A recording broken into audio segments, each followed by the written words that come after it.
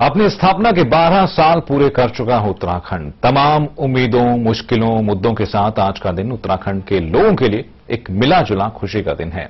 कई चुनौतियां अभी पार करनी है। उत्तराखंड के कई सपने अभी पूरे होने बाकी हैं। 9 नवंबर 2000 की तारीख जब उत्तराखंड का जन्म हुआ, तब से अब तक 12 साल के सफर में उत्तराखंड कई नए रास्तों पर आगे बढ़ा। लेकिन दिल में मलाल है कि उत्तराखंड को लेकर देखे गए सपने अभी पूरे नहीं हुए हैं। मैदानी इलाकों में कुछ विकास हुआ, मगर पहाड़ अभी विकास की टकटकी लगाए चुप बैठे हैं। 12 वर्षों में निश्चित रूप से मुझे कहने में कोई झिझक नहीं है कि जो परिकल्पना हमारे शहीदों ने की थी, जो हमारी राज्य आंदोलनकारियों का जो संघर्ष का परिणाम रहा कि राज्य का निर्माण हुआ, अभी वो समुचित रूप से उसका वो साकार नहीं हो पाई है। पहली कोशिश की है, एक ईमानदार कोशिश कांग्रेस ने की है। गैरसैंण में जो पहली बैठक हुई है कैबिनेट की, एक उम्मीद जगी है पहाड़ में। पहाड़ में बसे गैरसैंण को स्थायी राजधानी बनाने का मुद्दा यहां की पुरानी टीस है। पहाड़ के लोगों के लिए एक नई उम्मीद जगी जब पहली बार कैबिनेट बैठक गैरसैंण में हुई। संविधानी देहरादून, होनी खानी देहरादून, लेकिन उसके मैं चाहता हूं कि लोग अब ये गीत लगे कि संविधानी गैरसैंण, होनी खानी गैरसैंण, छोड़ा पाड़ी देहरादून, मारा ताणी गैरसैंण। तो इस किस्म का होना चाहिए। मैं कह रहा हूं विकास बंटना चाहिए। आज उत्तराखंड में हम देख रहे हैं कि विकास जो है ये मैदानी जिलों में सिमट कर रह गया है।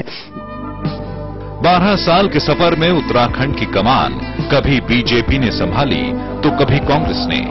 यहां के मूल मुद्दे हल नहीं हो पाए। गैरसैंण भी उनमें से एक है।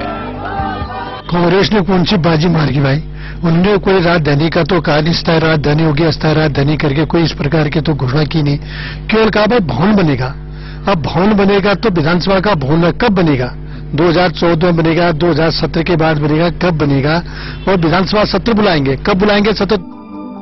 आंदोलनकारियों ने उत्तराखंड हासिल कर लिया, लेकिन कई छोटे बड़े आंदोलन अब भी पहाड़ में चल रहे हैं। शिक्षकों की भर्ती, विस्थापन की मांग, मूल निवास प्रमाण पत्र जैसे मुद्दों की आग अब भी धधक रही है। टिहरी डैम के आसपास बसे गांवों के विस्थापन की मांग अभी पूरी नहीं हुई है।